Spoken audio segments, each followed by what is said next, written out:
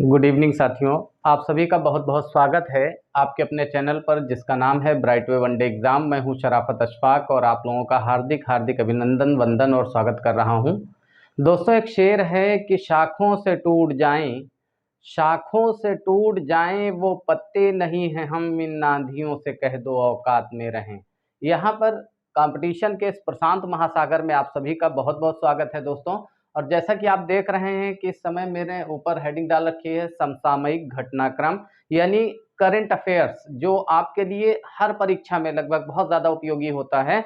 तो current affairs का ये वीडियो आप लोगों के लिए फिर से भेजा जा रहा है। देखिए, आज हम लोग काफ़ी सारी चीज़ों पर बात करने वाले हैं। यहाँ पर शुरुआत सबसे पहले करेंगे यूएनओ से। देखिए, यूएनओ का मतलब होता है यूनाइटेड नेशंस ऑर्गेनाइजेशन, या इसी को हम संयुक्त राष्ट्र संघ के रूप में भी कहते हैं। देखिए, ये जो यूएनओ है ना, पहले ये क्या था, ये जो आज जिसे हम संयुक्त राष्ट्र संघ कहते हैं, एक जमाने पहले यानी 1920 में राष्ट्र संघ के तरह जो है राष्ट्र संघ के नाम से एक संगठन बना था। और उसका और इस संगठन का यानी जो है आपका कह सकते हैं यूएनओ का यानी संयुक्त राष्ट्र संघ का और राष्ट्र संघ का काम दोनों का एक ही होता था। इनको बनाने का जो मेन मकसद है दोस्तों, ये है ताकि विश्व युद्धों की पुनरावृत्ति ना हो सके, क्योंकि जब प्रथम विश्व युद्ध हुआ था तो उसमें मस्टर्ड गैस का इस्तेमाल किया गया था, जिससे सरसों जैसी गंध आती है। और आपको बता दें, मस्टर्ड गैस का जब इस्तेमाल किया गया रासायनिक हथियार के रूप में, तो बहुत बड़ी जनहानि हुई थी। इसके बाद जब दूसरा विश्व युद्ध हुआ 1939 से 45 के बीच में, जब दूसरा विश्व युद्ध चला, तो इस युद्ध में भी भयंकर जनहानि हुई। और इस जनहानि को रोकने के लिए ही साथियों यूएनओ का गठन किया गया, क्योंकि इसके पहले जो राष्ट्रसंघ का नाम का संगठन था, यानी ये कह सकते हैं नेशंस ऑर्गेनाइजेशन, वो जो है असफल सिद्ध हुआ इस काम में। और वर्तमान समय में जो इसके अध्यक्ष हैं उनका नाम है एंटोनियो गुटारेस। ये ध्यान रखिएगा साथियों, ये करंट का क्वेश्चन है आपके लिए, बहुत इंपॉर्टेंट है। अगर आपसे पूछा जाए संयुक्त राष्ट्र संघ या यूएनओ के जो महासचिव हैं उनका क्या नाम है, तो एंटोनियो गुटारेस। और ये जो एंटोनियो गुटारेस हैं दोस्तों, ये ध्यान रखिएगा कि ये पुर्तगाल के हैं। इस समय अगर पूछा जाए कि कहाँ के रहने वाले हैं, ये मूल रूप से कहाँ के निवासी हैं, तो ये पुर्तगाल के रहने वाले हैं। इसके अलावा अगली लाइन आप ध्यान रखेंगे कि जो संयुक्त राष्ट्र संघ है ना, इसके अलग-अलग कह सकते हैं कि इसके कुछ अंग हैं, और वो अंग जो है उनकी संख्या अगर पूछा जाए तो आप बताएँगे 6 जो है अंग हैं संयुक्त राष्ट्र संघ के। और इनमें से एक है जिसे हम संयुक्त राष्ट्र महासभा के नाम से जानते हैं। और ये भी आपको याद रखना होगा दोस्तों कि जो संयुक्त राष्ट्र महासभा है ना, इसे लघु संसद कहा जाता है, विश्व की लघु संसद कहा जाता है। जैसे संसद में बैठकर विभिन्न मामलों पर चर्चाएं होती हैं, इसी तरह से यहाँ पर जो संयुक्त राष्ट्र महासभा है, इसमें भी बैठकर जो है चर्चाएं होती हैं और विभिन्न प्रकार के जो मुद्दे हैं वो कह सकते हैं कि उन पर बात होती है। अब बात करते हैं कि आखिर जो आपका यूएनओ है ये बना कब, यानी यूनाइटेड नेशंस ऑर्गेनाइजेशन जो आपका है ये बना कब है, तो 24 अक्टूबर 1945 को। मैंने बताया कि जब पहला विश्व युद्ध हुआ 1914 से 18 तक, तो मस्टर्ड गैस का इस्तेमाल किया गया रासायनिक हथियार के रूप में। फिर उसके बाद 1939 से 1945 तक दूसरा विश्व युद्ध हुआ। जब दूसरा विश्व युद्ध भी हो गया तो लोगों को एहसास हुआ, जब भयंकर मारपीट कर लिया आपस में, खूब कायदे से बवाल काट लिया चारों तरफ, जब जब गुस्सा खत्म हुआ लोगों का, तो लोगों ने देखा कि अरे यार, यहाँ पर तो एक बाग होता था, यहाँ पर तो एक बहुत बड़ा सा जो है पार्क हुआ करता था, सब नष्ट हो गया। विश्व युद्धों की त्रासदी के कारण लोग बहुत पीछे चले गए, और इसी वजह से फिर उसके बाद जो है इसकी स्थापना 24 अक्टूबर 1945 को इसकी स्थापना की गई। आप इसके बाद देखिए, इसका जो मुख्यालय है दोस्तों, यानी आपका यूएनओ या संयुक्त राष्ट्र संघ का जो मुख्यालय है वो आपका है न्यूयॉर्क में। इस बात को भी आप लोग याद रखेंगे। इसके अलावा इसमें अगर सदस्य देशों की बात करें तो वर्तमान समय में जो सदस्य राष्ट्र हैं दोस्तों वो 193 हैं, 193, यानी 193 देश हैं। और इनमें सबसे नया देश जो जुड़ा है अभी हाल में 192 के बाद 193वां देश, उसका नाम है दक्षिणी सूडान। इस बात को आप लोग याद रखेंगे कि जो दक्षिणी सूडान है वो इसका एकदम नया सदस्य है। इसके अलावा ध्यान दें, इस एक संगठन है जिसे यूनाइटेड नेशंस जो है सिक्योरिटी काउंसिल कहा जाता है, संयुक्त राष्ट्र सुरक्षा परिषद के नाम से जाना जाता है। इसमें टोटल 15 देश ऐसे होते हैं जो इसके मेंबर्स होते हैं। इनमें से 5 सदस्य देश ऐसे होते हैं जो स्थायी सदस्य माने जाते हैं, और बाकी के जो 10 लोग हैं वो अस्थायी माने जाते हैं। और इन 5 सदस्यों के पास विभिन्न प्रकार की वीटो पावर्स होती है। ठीक है। इसके अलावा देखें, अंतर्राष्ट्रीय जो न्यायालय है ये भी इसी का एक अंग है, यानी यूएनओ का ही एक अंग क्या है, अंतर्राष्ट्रीय न्यायालय। और अंतर्राष्ट्रीय न्यायालय जो है एक ऐसा न्यायालय है जहां पर हम ये कह सकते हैं कि एक ऐसा न्यायालय है दोस्तों जहां पर जो है कह सकते हैं कि विभिन्न देशों के मध्य जो मतभेद होते हैं, उन मतभेदों को दूर करने का काम जो है वो अंतर्राष्ट्रीय न्यायालय में होता है। जैसे दो देशों के बीच का जो विवाद है उसको तय करने का काम जो है दोस्तों वो कहाँ होता है, तो अंतर्राष्ट्रीय न्यायालय में। और एक विशेष बात यहाँ याद रखिएगा कि अंतर्राष्ट्रीय न्यायालय में ही प्रेजेंट टाइम में जो कुलभूषण जाधव हैं, जो कि भारतीय मछुआरे हैं और गलती से बॉर्डर को पार कर गए, और पाकिस्तान ये कहता है कि नहीं वो भारत के जासूस हैं, जबकि सच्चाई ये है कि वो भारत के एक जो है एक मछुआरे हैं, और वो जब बॉर्डर को क्रॉस कर गए और पाकिस्तानी सेना द्वारा उनको बंधक बना लिया गया शक के आधार पर। और ये ध्यान रखिएगा कि ये जो है ये मुकदमा इस समय यहीं चल रहा है, यानी अंतर्राष्ट्रीय न्यायालय में। जैसा कि मैंने पहले आपको बताया कि अंतर्राष्ट्रीय न्यायालय एक ऐसा न्यायालय है जहां पर दो देशों के बीच का विवाद तय होता है। और एक बात यहां पर ध्यान रखेंगे कि ये जो अंतर्राष्ट्रीय न्यायालय है वो हॉलैंड के हेग नामक स्थान पे है, चाहे हेग आ जाए या द हेग लिखा होगा वहां पर, आप ध्यान दीजिएगा। और ये जो अंतर्राष्ट्रीय न्यायालय है वो नीदरलैंड में है। और ये भी ध्यान रखिएगा कि जो नीदरलैंड है ये इसे कह सकते हैं कि पवन चक्कियों का देश जो है वो डेनमार्क को कहा जाता है, और नीदरलैंड जो है वो एडाम नाम की एक विशेष प्रकार की पनीर पाई जाती है जिसके लिए बहुत जाना जाता है। तो ये कह सकते हैं कि एडाम पनीर के लिए जो प्रसिद्ध है वो आपका क्या है, नीदरलैंड है। और एक बात और ध्यान रखेंगे कि अंतर्राष्ट्रीय न्यायालय में जो पहले भारतीय न्यायाधीश हैं उनका नाम है नागेंद्र सिंह। ये भी ध्यान रखेंगे, पहले भारतीय थे जो अंतर्राष्ट्रीय न्यायालय में क्या बने थे, न्यायाधीश। इसके अलावा वर्तमान समय में अगर कहा जाए कि जो यूएनओ है यानी संयुक्त राष्ट्र संघ है, वहां पर जो भारतीय जो कह सकते हैं भारतीय जो सदस्य हैं वो है रुचिरा कंबोज। रुचिरा कंबोज, ये ध्यान रखिएगा। अगला क्वेश्चन आप लोगों के लिए है, तो ध्यान दीजिएगा साथियों कि जो विश्व बैंक है, विश्व बैंक जो है इसको, और एक और है जिसे इंटरनेशनल मॉनेटरी फंड कहा जाता है, आईएमएफ।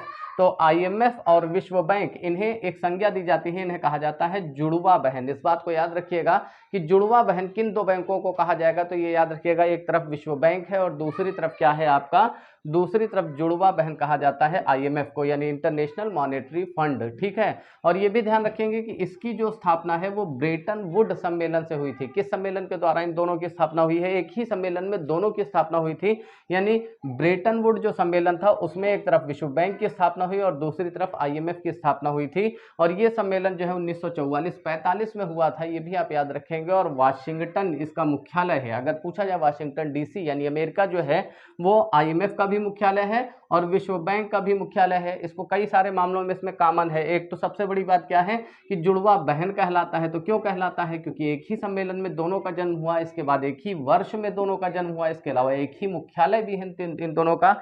और वर्तमान समय में आईएमएफ और जो है विश्व जो है कह सकते हैं विश्व बैंक में जो सदस्य देश हैं उनकी संख्या कुल 190 है दोस्तों। और ये भी आपको ध्यान रखना है कि सबसे नया देश जो इसमें जुड़ा है वो है अंडोरा। ठीक है, अंडोरा जो है वो सबसे नया देश है। अगला देखिए, जलवायु परिवर्तन आज के समय की एक बड़ी समस्या है। जैसा कि आप बराबर देखते हैं कि कभी क्या होता है कि बरसात के मौसम में पता चला बारिश ही नहीं हो रही है, और फिर उसके बाद 15 दिन 20 दिन बाद जो है पानी गिरा तो इतना ज़्यादा गिर गया कि अचानक से बाढ़ की स्थितियां पैदा हो गई।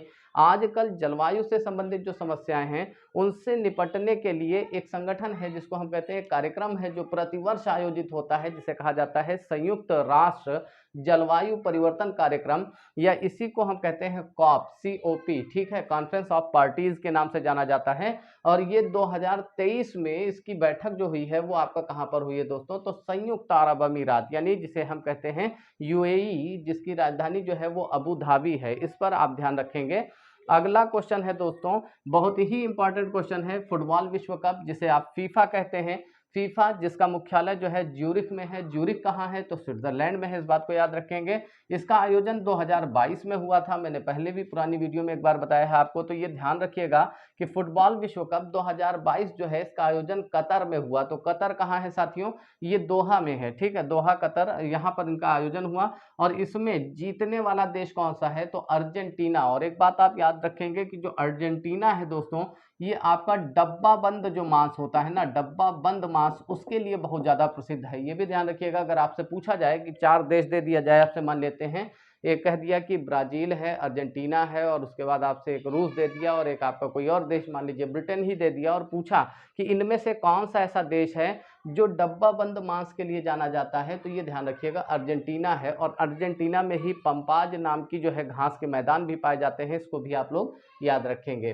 तो अर्जेंटीना के जो कप्तान थे उनका नाम था लियोनल मेसी। कई बार ये बंदा चूक गया था, लेकिन इस बार उसने क्या किया, अपना काम कर दिया। ये ध्यान रखिएगा कि अर्जेंटीना के जो कप्तान हैं ये कह सकते हैं कि लियोनल मेसी हैं।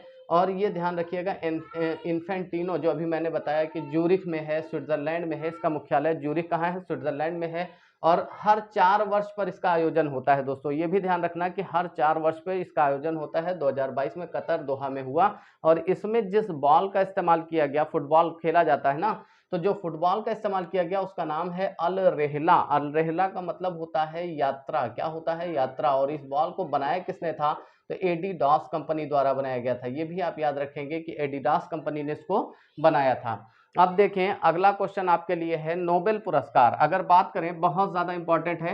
पहली चीज़ इसका एक बेस समझ लीजिए, जो नोबेल प्राइज़ है ये 1901 से प्रारंभ हुए थे, यानी नोबेल पुरस्कारों का जो आरंभ हुआ है वो 1901 से हुआ है। और ये जो पुरस्कार है स्वीडिश इंटरनेशनल द्वारा दिया जाता है, ठीक है। ये ध्यान रखना है कि स्वीडिश इंटरनेशनल द्वारा 1901 से ये जो है शुरू किया गया है। और पहले ये 6 क्षेत्रों में दिया जाता था, सॉरी, पहले जो है ये वर्तमान समय में ये 6 क्षेत्रों में दिया जाता है, लेकिन पहले ये 5 क्षेत्रों में दिया जाता था। और वो 5 क्षेत्र जो है आपको बता दें कि उसमें अर्थशास्त्र शामिल नहीं था, इस बात को ध्यान रखिएगा। अब यहाँ पर जो है 1968 से अर्थशास्त्र के क्षेत्र में भी दिया जाने लगा, लेकिन घोषणा हुई कि 68 में कि अब जो है दिया जाएगा। और ये दिया कब से गया, तो अर्थशास्त्र के क्षेत्र में 1969 से दिया जाने लगा, इस बात को याद रखिएगा। यानी पहले 5 क्षेत्रों में दिया जाता था, 1968 से यानी 1968 से क्या होता है कि ये 6 क्षेत्रों में वितरित किया जाने लगा, अर्थशास्त्र को भी इसमें ऐड कर लिया गया। अब देखिए बात करते हैं कि शांति का जो नोबेल पुरस्कार है, यानी जो पीस के लिए जो दिया गया, शांति के लिए दिया गया, वो 3 लोगों को दिया गया है। और इनमें से पहला जो व्यक्ति है या पहला जो नाम है वो है एलेस बिलियात्स्की। क्या नाम है, एलेस बिलियात्स्की, ठीक है। अब इनका नाम आप ऐसे भी याद कर सकते हो, ए से एलेस, बी से बिलियास्की, ए बी। तो ये याद रखिएगा कि एक व्यक्ति हैं जिनका नाम है एलेस बिलियास्की, और इनको यानी ए बी को दिया गया।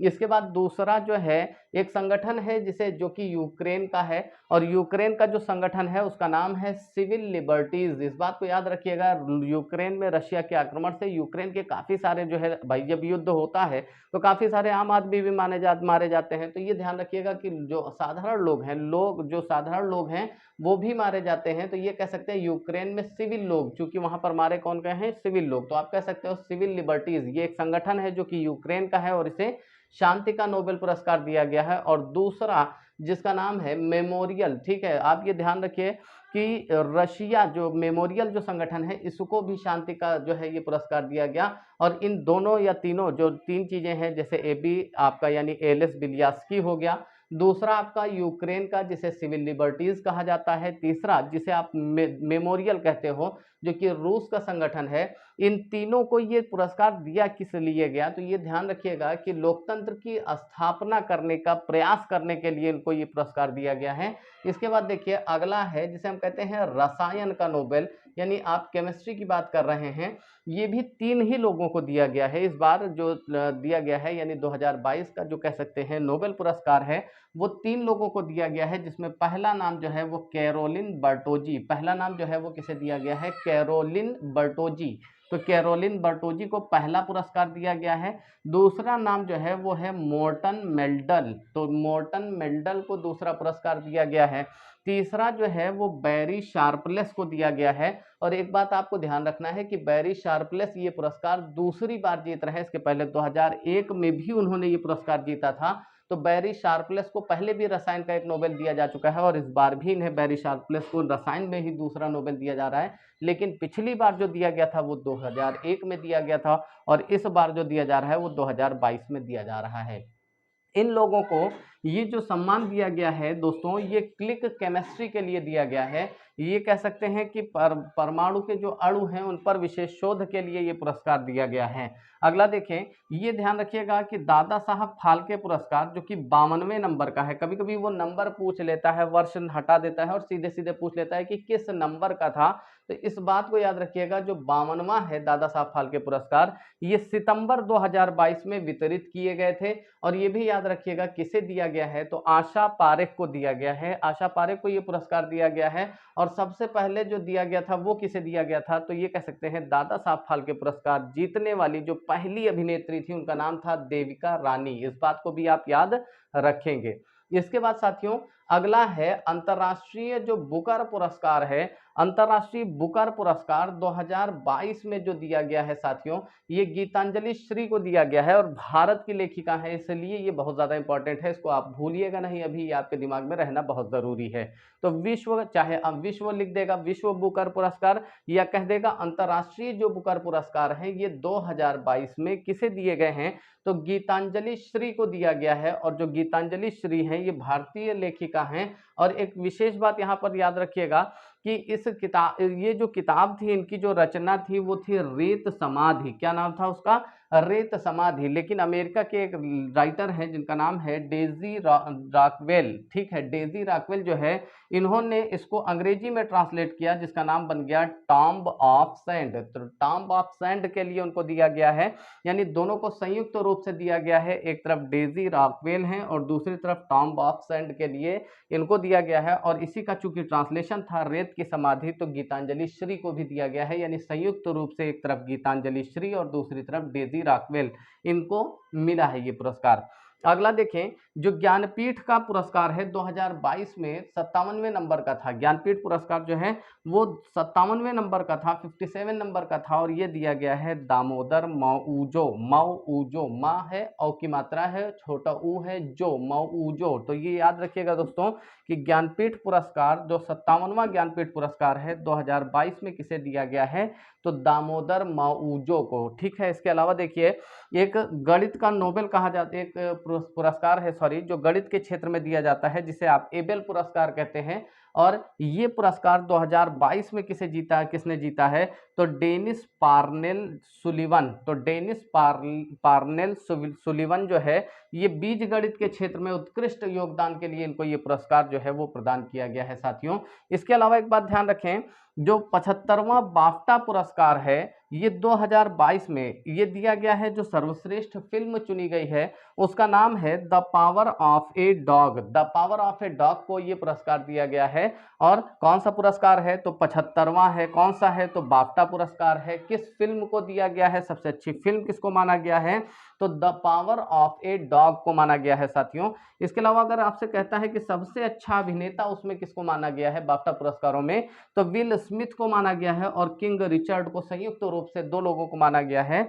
इसके अलावा जो सर्वश्रेष्ठ अभिनेत्री थी उनका नाम है जोआना स्कैनलॉन। जोआना स्कैनलॉन, तो ये भी याद रखिएगा साथियों कि जोआना स्कैनलॉन जो है वो सर्वश्रेष्ठ अभिनेत्री हैं। सर्वश्रेष्ठ अभिनेता की बात करते हैं तो अभिनेता विल स्मिथ और किंग रिचर्ड हैं। और अगर कहता है कि सर्वश्रेष्ठ फिल्म कौन सी है, तो the power of a dog, इसको भी आप याद रखेंगे। और एक लाइन यहाँ पर ये भी आपको याद रखनी है कि जो बाफ्टा पुरस्कार है इसमें कभी कभी निर्देशक भी पूछ लेता है, तो इसके जो निर्देशक थे साथियों वो हैं जेन कैंपियन। जेन कैंपियन। तो आशा कर रहे हैं साथियों कि वीडियो आपको अच्छी लगी होगी और अपना स्नेह आप बनाए रखिएगा। इसी प्रकार से मिलते हैं अगली वीडियो में साथियों। वीडियो को ज़्यादा से ज़्यादा दोस्तों में अवश्य शेयर करें। Thank you so much.